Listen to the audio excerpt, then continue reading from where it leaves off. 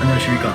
글로벌TV의 이길규입니다. 오늘은 신종 코로나 사태 이후에 국제관계 전망이라고 하는 주제로 한반도 미래연구원의 윤창용 부원장님과 함께 말씀 나눠보도록 하겠습니다. 반갑습니다. 예, 안녕하십니까. 윤창용입니다. 아시는 것처럼 지금 코로나 바이러스 사태가 상당히 심각한 수준인데요. 신종 코로나 바이러스 감염증, 줄여서 코로나19라고 보통 부릅니다만은 지금 세계의 그 통계 기관에 따라서 다소 차이는 납니다만은 어제 날짜로 확진자가 300만 명을 넘어섰고 또 사망자도 20만 명에 달한다라고 하는 발표가 있습니다. 그래서 상당히 심각한 사태라고 볼 수 있습니다만은 앞으로 이것이 어떻게 될지 현재 상태에 대해서 우리 윤 부원장님께서는 어떻게 평가를 하고 계신지 좀 들려주셨으면 좋겠습니다. 우리 인류 역사상 그 전쟁이 아닌 상황에서 인류에게 가장 큰 희생을 가져왔던 것은 스페인 독감이었습니다. 물론 그 이전에 14세기에 흑사병이 유럽을 돌긴 했지만 그 당시 제대로 통계가 나와 있지 않고 또 인구가 지금보다는 훨씬 더 적었기 때문에 제대로 된 어떤 그런 자료가 있지 않은 상황이고요.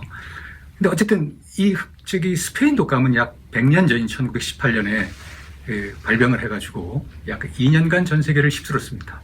그러면서 약 한 2,500만 내지는 5천만 명이 사망했다는 그런 통계도 있고요. 어쨌든 엄청난 희생을 가져왔고 그 당시에 미국으로 건너와서 미국 군인이 약 2만 4천 명을 포함해서 미국인도 약 한 50만 명이 사망을 했습니다. 그 이후에 2000년대 들어서 우리도 잘 알다시피 그 사스나 메르스 사태가 있었지만 이때의 어떤 그런 피해 상황이라는 것은 지금 벌어지고 있는 코로나19 사태와는 비교가 되지 않는다 이렇게 생각할 수 있습니다. 더더군다나 지금 이것이 아직 언제 정점을 찍을는지 잘 모르고 있는 상황이고 또한 겨울에 다시 재유행할 것이다 이런 얘기도 돌고 있어 많은 걱정이 되고 있습니다.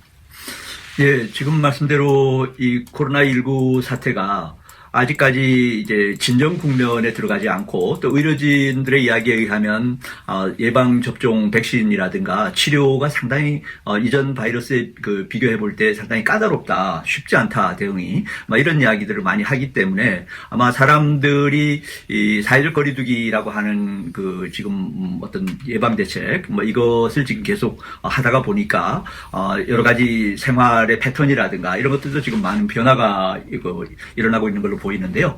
이 부분에 대해서도 좀 말씀해 주시죠. 예, 사실 처음에 바이러스가 심각하게 인식되기 시작한 거는 1월 초인 것 같습니다. 그런데 실질적으로 중국에서 이걸 갖다 봉쇄를 시작한 것이 1월 23일이고 그때부터 지금 약 한 3개월여가 지나다고 볼 수가 있는데 이 3개월 만에 이렇게 강력한 전파력과 파괴력으로 전 세계적으로 발전한 것은 아시다시피 잘 우리가 경험해 본 적이 없습니다. 그렇기 때문에 이거에 의한 파급 영향도 엄청나다고 지금 볼 수가 있는데요. 여러분들 다 주시하다시피 지금 모든 우리 일상이 다 거의 오버스톱 됐지 않았습니까? 물론 국가 내부에서의 여러 가지 활동도 있지만 국가 간의 관계라든가 국제적으로 봐도 항공기가 모두 다 오버스톱 됐고 여행이 모두가 오버스톱 됐고 지금 모든 게 지금 중단되어 있는 상태입니다. 참 이런 엄청난 영향을 지금 주고 있는데 이것이 지금 우리가 앞으로 얼마나 많은 우리 생활의 변화를 가져올지는 앞으로 우리가 더 두고 봐야 될 건데 어쨌든 코로나19가 어느 정도 진정되고 나서는 우리가 지금까지 생활해왔던 그런 세상과는 전혀 다른 세상이 될 거라는 것은 우리가 예단해 볼 수 있겠습니다. 예, 진짜 이 개인의 생활에 지금 말씀하신 대로 큰 영향을 미치고 어찌 보면 이제 개인의 활동 영역이 상당히 소극적으로 이렇게 줄어드는 그런 결과를 가져올 가능성이 높은데요. 그렇게 되면 필연적으로 국가 간의 관계라든지 어떤 국제 질서에 있어서도 큰 변화를 가져올 것 같습니다.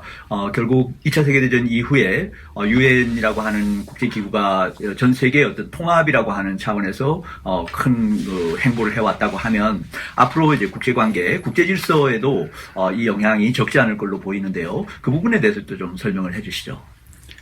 예, 그 냉전 종식 이후에 국제 질서는 그 세계화와 정보화의 시대였다. 이렇게 특징 지어줄 수 있을 것 같습니다. 그러면서 세계가 그 이전의 세대보다는 훨씬 더 밀접하게 상호관계를 가지게 되었고, 어떤 뭐 교류나 이것도 지구 전체가 하나의 뭐 일일 생활권 내에 거의 그 들어있다시피 할 정도로 가까운 밀접한 그 상호관계를 유지하고 살아왔습니다. 그런데 이번 사태를 보면서 아주 짧은 시간 동안에 이렇게 많은 감염자가 생기고 또 많은 사람이 죽어나가는 뭐 이런 상황을 보면서 많은 사람들이 이것이 지금까지 우리가 살아왔던 방식에 문제가 있었던 것이 아니냐. 즉, 세계화 자체의 어떤 그런 그 개방성과 어떤 그런 협력 이런 것이 체제가 오히려 이런 그 전염병을 확산시킨 것이 아니냐 하는 얘기들을 갖게 됐습니다. 그래서 지금 많은 사람들이 생각할 때 앞으로 이것이 끝나고 나면 어떤 우리가 지금 생활해왔던 그런 자유주의에 입각한 세계화의 어떤 그런 방향엔 큰 변화가 있지 않을까 하는 생각이고요. 또 하나는 그 냉전 종식 이후 일시적으로 미국이 세계를 지배해오다가 최근에는 소위 G2라고 해가지고 중국하고 미국이 세계를 지배해오는 한 축이 되어 있지 않았습니까? 그런데 그런 상황에서 중국은 초기에 어떤 이런 감염 사실을 투명하고 어떤 진실되게 알리는 노력을 게을리함으로써 국제사회에서 많은 신뢰를 상실했습니다. 또한 미국도 세계의 최강대국으로서 모든 것에 대비해 있다고 생각을 했었는데 보면 자기 국민도 제대로 보호하지 못하는 그런 체제였나 그런 국가였나 하는 회의감을 가지게 되면서 또 엄청나게 미국의 어떤 그런 그동안에 가졌던 미국에 가졌던 그런 어떤 희망과 어떤 그런 꿈도 거의 많이 사라진 것이 아닌가. 그래서 지금 어떻게 보면 G2 양대국이 모두 다 커다란 어떤 그 자존심의 어떤 손상을 입고 또 국제적인 신뢰의 하락을 가져오게 된 계기가 되었다. 이렇게 말씀드릴 수가 있을 것 같습니다. 그리고 나서는 또 하나는 이것이 중국에서 시작을 해가지고 유럽으로 퍼져나가는 과정에서 초기에 이탈리아에서 엄청나게 많은 확진자가 발생하기 시작을 했는데 이거에 대해서 EU가 공동대처를 하기보다는 서로가 문을 걸어 잠그고 함으로써 그동안 통합과 협력의 정신이 제대로 발현되지 못하게 된 것입니다. 이것은 앞으로도 큰 영향을 미칠 것이라고 보는데 이건 EU만의 문제만이 아니라 유엔도 제대로 역할을 못했다고 볼 수 있고 또한 전염병을 관장하는 WHO조차도 제대로 역할을 했나 하는 데 대해서 많은 사람들이 지금 의문을 가지고 있는 것입니다. 말씀대로 이제 사실은 그 인류 사회라고 하는 것이 어찌 보면 국제협조주의, 어찌 보면 국내에서도 서로 사람들이 협력하고 협조하고 살아가는 게 바람직한 것처럼 국제사회에 있어서도 국가 간에 협조하고 협력하고 하는 것이 바람직한데 이제 이런 코로나 바이러스라고 하는 사태 때문에 그런 협조 관계가 점점 약화되게 되면 여러 가지 이제 우선 국제 질서나 국제 관계에서도 어려움이 이제 많이 예상되는 그런 부분들이 있는데요. 지금 말씀해 주신 것처럼 이미 그런 현상들이 많이 나타나고 있고 또 앞으로 이런 것들이 어떻게 진행될지 우리가 예의주시해 봐야 될 그런 부분들이 있는 것 같습니다. 그 다음에 우리가 이제 생각해야 될 게 우리가 살아가는 데 있어서 이제 경제라고 하는 것이 대단히 우리 생활의 이제 기초가 되는 것이니까요. 국제 경제라고 하는 측면에서도 또 이 코로나 바이러스 사태가 많은 영향을 미칠 걸로 예상됩니다. 현재 지금 국제 경제 측면에서 이 코로나 바이러스 사태가 어떤 영향을 미치는지 좀 평가를 해 주시죠. 예, 세계 경제는 세계화 시대에 있어서 결국은 신자유주의에 입각한 세계화 시대에 무엇이었냐면 국제 분업이었습니다.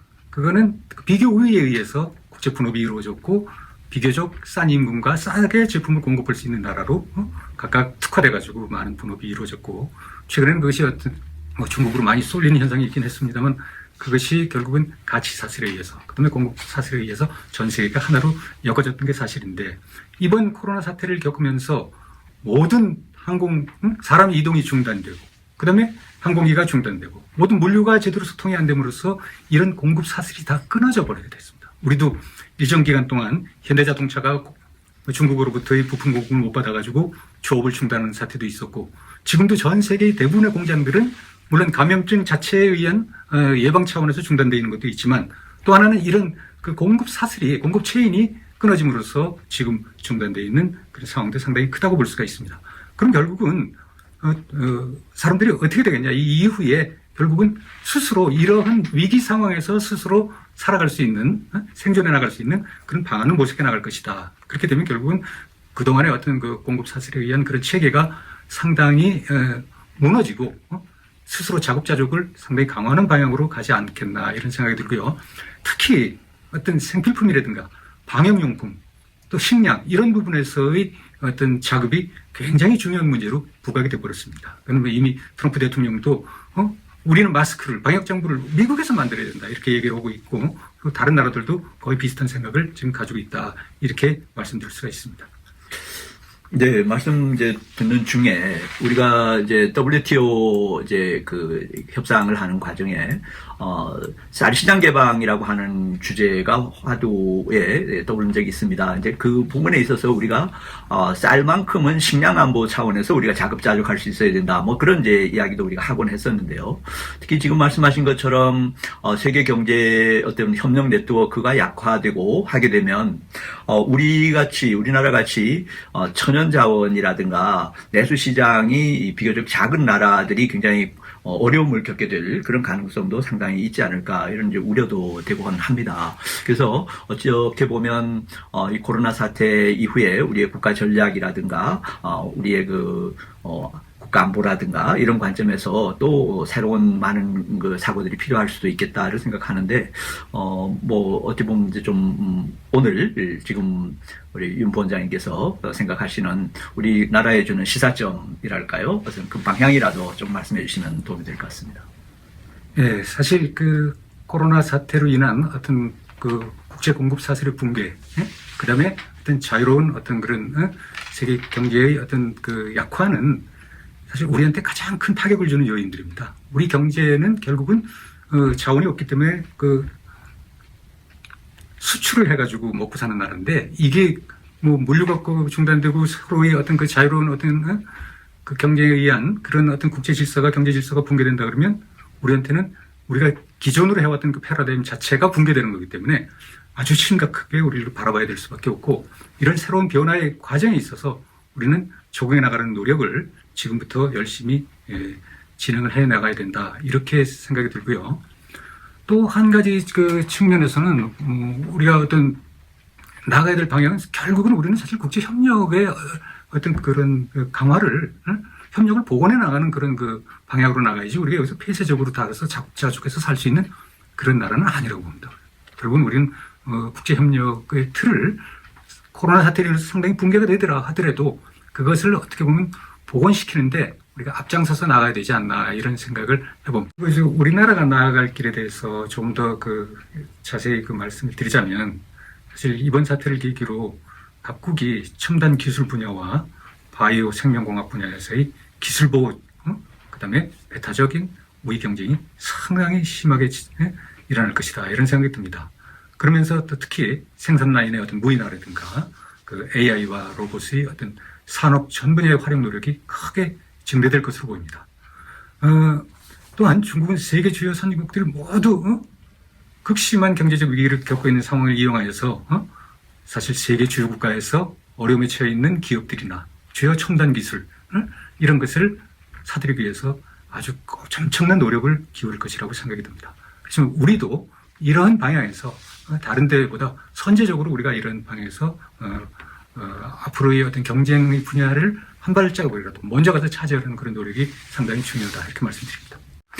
예, 지금 말씀대로 이제 지금 코로나 사태가 아직도 진행 중이고 또 상당히 커다란 아직도 영향을 지금 파급 영향이 얼마나 미칠지가 예측이 되지 않는 상황에서 벌써 이런 국제 정치 또는 국제 경제에 있어서 상당한 그 부정적인 영향을 이렇게 미치고 있는 걸로 볼 때 앞으로 우리가 이 코로나 사태 이후에 어떻게 이제 국가 전략을 가져가야 될 것인가 하는 부분에 대해서는 이제부터 이제 정말 더 연구자들이나 우리 지식인들이 좀 더 많은 관심과 연구를 해서 이것을 지속 발전시켜 나가는 그런 노력이 필요하다고 하는 생각이 듭니다.